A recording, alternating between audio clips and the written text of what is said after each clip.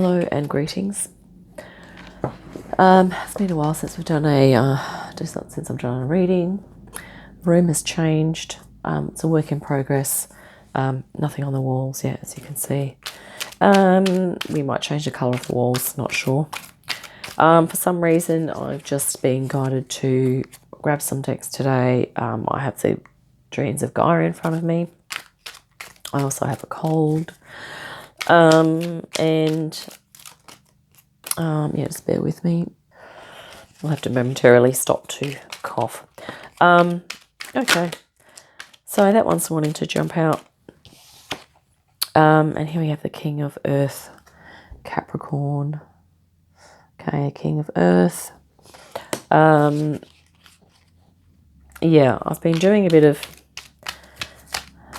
Well, it feels like it's months since I've done a reading on the channel. So probably there's a lot that's gone on with you over the last 6 months or so. There's certainly a lot that's happened for me internally, a lot of shifts. And okay, here we have water as well, 7 of water. Like flowing like water. Let's grab one more. It's just going to be a random reading today. We're going to pull these messages together and just see kind of what happens. Okay, so we also have the 3 of water here, and this card is about intuition. So looks like we're moving into energies of change, flowing, going with the flow, activating our intuition, but also being really grounded at the other end of the scale. Here we have our intuition here and our groundedness, and I think this is going to be really important as we move forward. I also would like to just bring this to your attention, is that the next card from here was the 7 of water, which is to do with flow. She looks like she's dancing there. So movement, becoming aware of the body, hydrating the body, moving the body more, coming into tune with the body, etc. And also releasing yourself from any, I guess, habits that in some ways have caused you to disconnect from your body. So it could be that maybe you've done a lot of intellectualizing over the years. Maybe you go into your mind a lot. Maybe you don't exercise a lot. So your mind-body connection has been perhaps, less than ideal. Okay. And in some ways this is about, I guess, releasing yourself from the constraints of a blocked mind-body connection. Because once we can unblock that connection, we're going to be able to flow a lot better and to feel more at peace and harmony. And also your intuition can start to become, I think, more accurate, and you can also start to make more decisions for yourself that are in alignment with your truth. Okay. Also going to grab a dragon oracle here. In terms of going with the flow, I feel like I'm just going with the flow here for this reading. I've come across a person who channels dragon energy by the name of Jack Morrigan. You may have already seen some of his videos on YouTube. Channel is called My Rising Rose. Really excellent. Okay, really great for grounding. I highly recommend that. Here we have the black dragon. Oh my god. He actually channels a black dragon called Gorkareth, okay, which is to do with the Earth Star chakra, so the lower, I guess, more subconscious energies that we're needing to address. Cocoons you so that your divine potential grows. Meditate, reflect, undergo a metamorphosis. And this is really interesting because in my meditations just lately, especially a couple of weeks back, I had like a black cobra come into my view, who then changed into a black dragon. And this has come up out of this deck of 88 cards or whatever, which just fascinates me. Black dragon, let's just check that in the book. I might just pause for a moment. Yeah, so this talks about cocooning, about being held, okay, as we go through our grounding process and we come more into alignment with our true self. And for us to meditate and to just be patient with regard to that metamorphosis, okay. It says here it's a fifth dimensional dragon. Okay, let me hold this up. Read a bit from the book. Fifth dimensional black dragons are powerful. They only come to us when we are ready to nurture a new idea or concept that will enable our divine potential to grow. And this is what we're all moving into, a divine potential. Black is the ultimate divine feminine colour, the shade of mystery and magic, of secrets and hidden hopes. When we are prepared to surrender to the black dragon, they will cocoon us in silky black energy. And as we rest within the safe, dark place, they will enable the new to develop within us. Eventually, we will emerge like a butterfly, having undergone a profound metamorphosis. So a bit difficult for my throat to continue reading, but yeah, this is a really nurturing energy, and it has somewhat to do with the earth here too, like the grounding energy. So it's a little bit like, you know, the cocoon or the butterfly that turns from the caterpillar into the butterfly. But it's also about how sometimes things need to be underground in order for them to mature, to experience enough growth, so that, like the seed under the ground, that's what the metaphor I'm looking for, is the seed. So it's in darkness, okay, but once it has enough nutrients, it'll start to shoot. And this is sort of, I think, what's happening with our subconscious. We're starting to get all of these beautiful energies coming in now from the cosmos and from Gaia, because she's upgrading and and so are we. And so it's like we're all these little seeds, and we're kind of, awakening here. And this is what the black dragon is helping us with. Okay, so flowing on from the black dragon, which is the divine feminine, okay, the feminine energy. Even in the yin yang symbol, the black symbolizes the feminine and the white symbolizes the masculine, okay. And yeah, I mean, the black has kind of been considered to be a negative color to some extent, or some people might, some may not. But it's actually a very nurturing, protective color. Okay. So flowing on from that, this idea of the divine feminine, I also pulled out my little collection, none other than the gods, goddesses, and sirens. So we're going to see what energy jumps out here as well.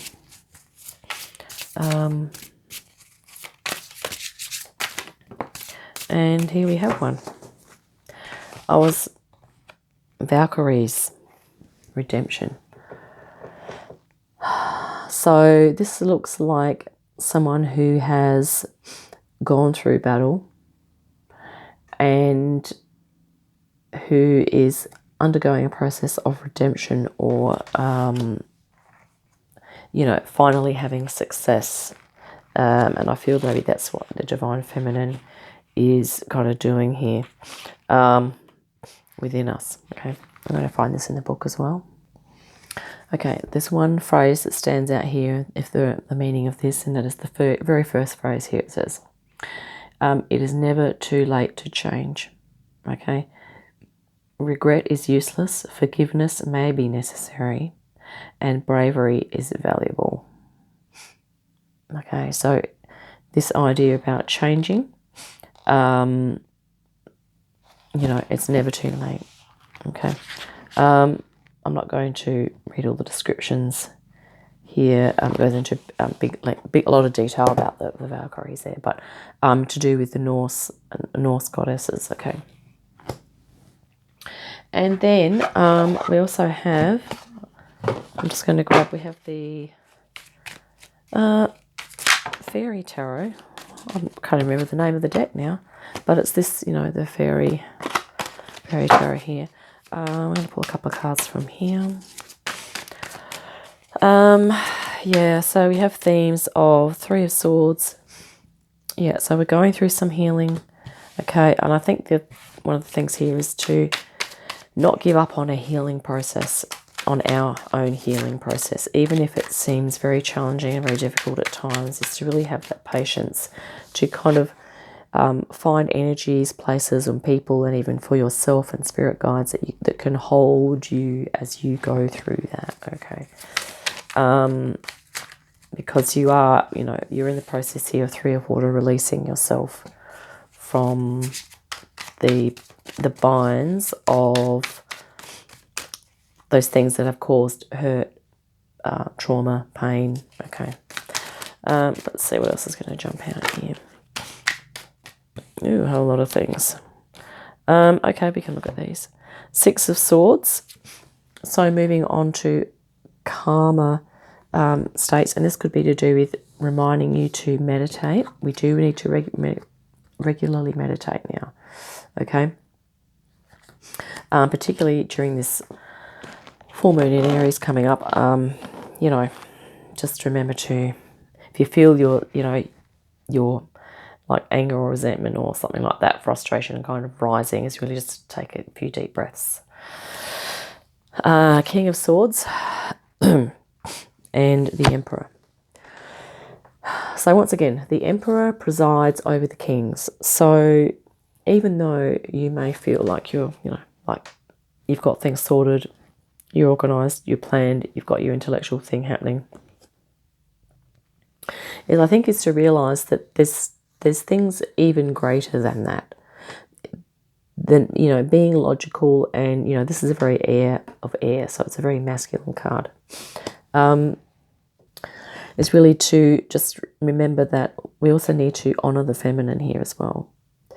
You know, these feminine energies of flow, of nurturing and of holding, okay?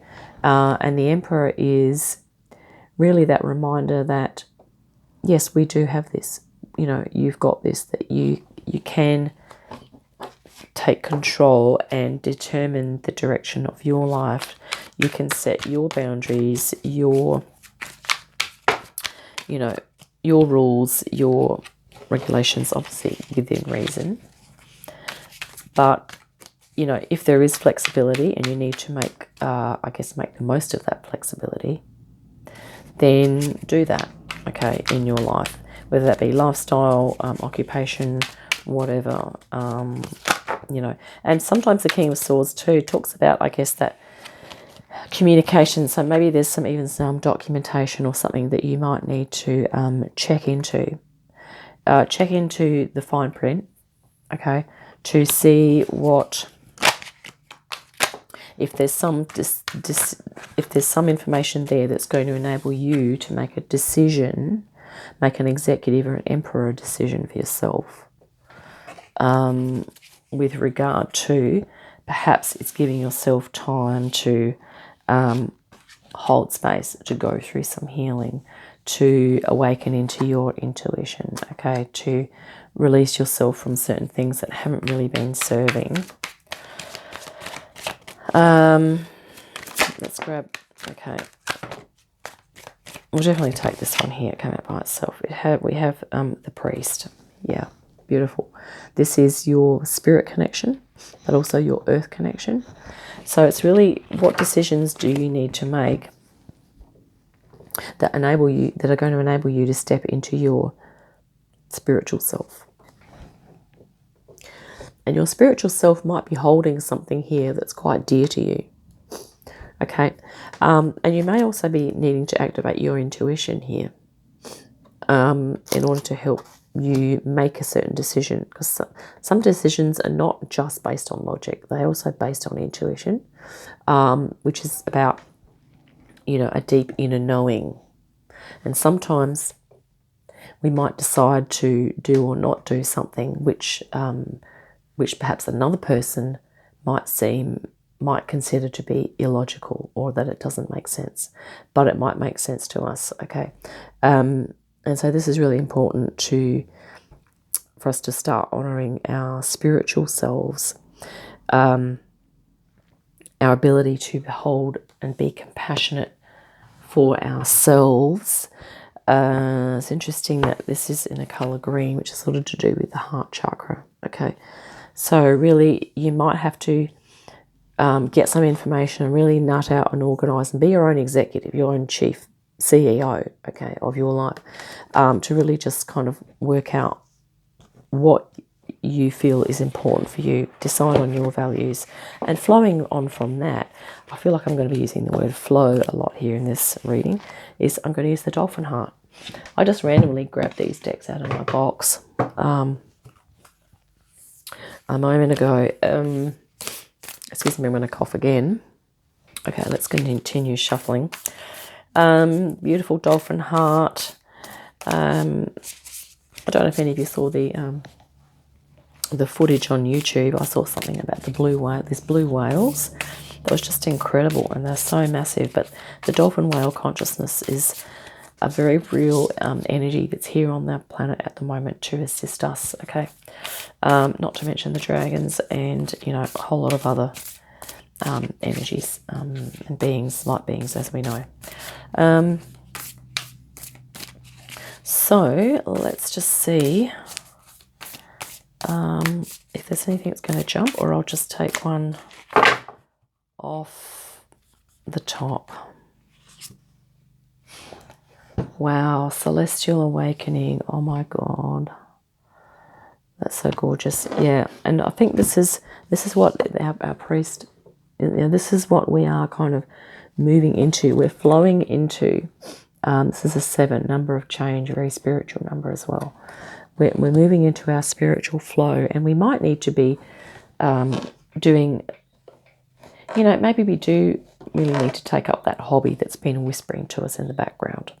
Or maybe we do need to make some lifestyle changes, or maybe we need to start doing some more daily spiritual practice. There might be something that you want to do regularly.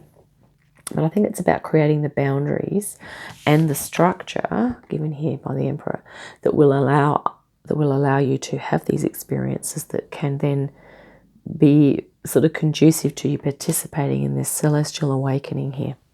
I'm just going to find this in the book. Okay, so this beautiful card here, the brief description at the front, here, it says, awaken to your spirituality and the life lessons you are destined to learn, and perhaps to also reap the benefits of all the lessons that you have been learning so far. I've just quickly browsed through this book, and it's just a really awesome info, and I'm actually going to just type that into the description for you to read at your discretion. Okay, because there's some beautiful suggestions in there. But your spirituality, okay, awakening to your spirituality, your inner priest here, your inner connection. So, given that I've had to pause this video about 8 times due to coughing, I'm going to wrap it up there, and see you again in the next video. Yeah, hopefully that's been helpful. And like I said, I'm going to type this into the description. Okay, thanks for listening. Bye.